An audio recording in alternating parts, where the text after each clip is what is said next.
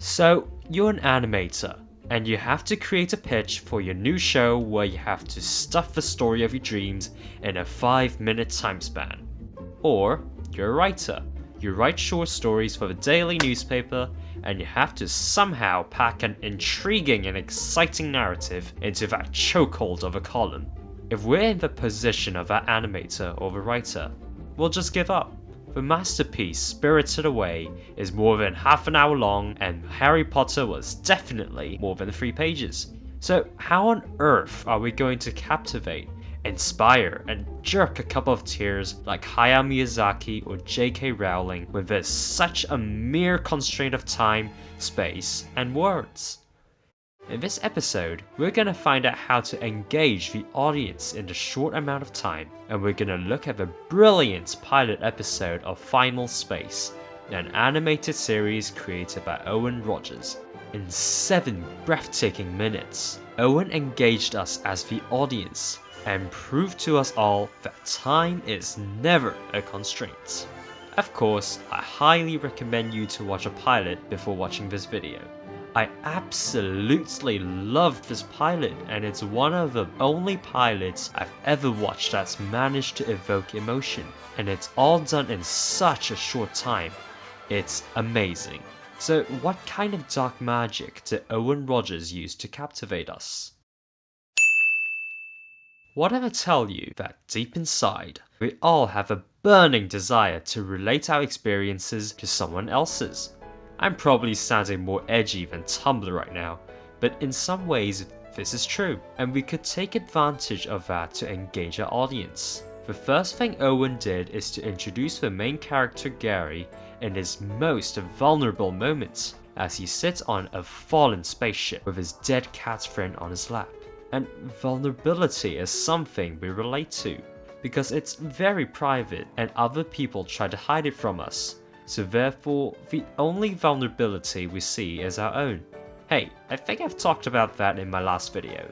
Anyways, we rarely expect moments like these at the very beginning of the story. Traditionally, stories start with a superficial outlook of the main character. But when time's limited, you've got to jump straight to the good stuff in order to get your audience engaged. And this is done by immediately making your character emotionally relatable.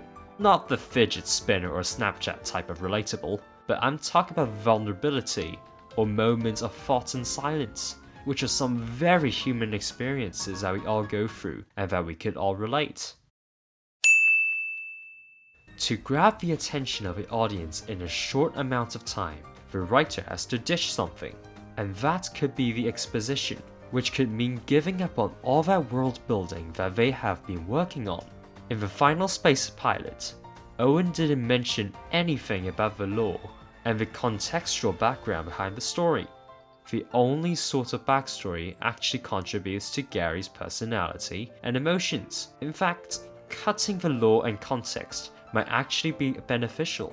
Just like how a city doesn't feel like a city without people, a story might as well have a detailed but bland setting or background if the characters inhabiting it has no depth. Therefore, we have to put more important things in front of exposition, such as a character's goals and objectives. If Owen Rogers spent his short, precious 7 minutes explaining the battles and history leading up to this pilot instead of focusing on Gary's final moments with the ship, this show would not be at the place it is today.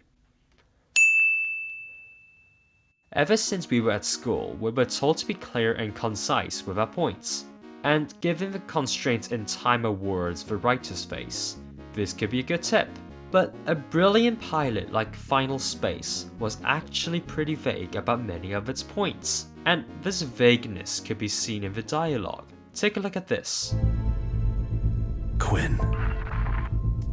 Always thought it was wicked sweet. By dropping a name of a character we don't know at the beginning of a sentence, in this case, Quinn, puzzles us with a vagueness surrounding that guy because they weren't introduced yet. But despite that, there is something that is not vague at all, and it's the fact that Gary cares about that unknown character. And that's because the character's name was the first word to come out of Gary's mouth, and because Gary cares about that character, we would care about them too. creating an engaging experience. Let's use this vagueness rule in Gary's flashback, where he never detailed the strategic objective of his mission, or the space squadron he was working for, or who that lady is. These points were all vague, but once again, there was one thing that was clear as crystal, and that's what Gary felt about it all. Despite us not knowing about the context, we feel his pride when he was at the ceremony, the determination when his spaceship was launched, yet we don't even know what on earth is happening.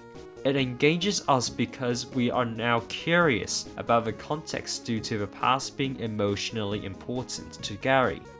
Remember the cut the exposition rule I just made? You know what? There could be an exception.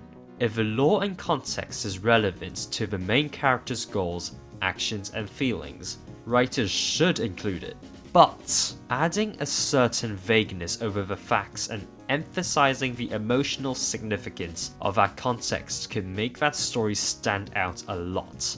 In a short animation or story like Final Space, the context itself simply could not be important enough to care. So when there's a time constraint, writers can't just say that something is important because it is, because we won't care. They have to show us that it's important, and they could do that by emphasizing the main character's emotional attachment to the context, therefore making that attachment palpable to us as the audience. This captivating vagueness does not have to occur in the dialogue or hints at the backstory. It could just be the background design, or it could be the character design. It could also be seen in the character's actions. And it's all down to the writer's creativity and discretion. Well, that's a nice list about what to do. I hope you all found this informative and entertaining, and thank you for watching. Insta out.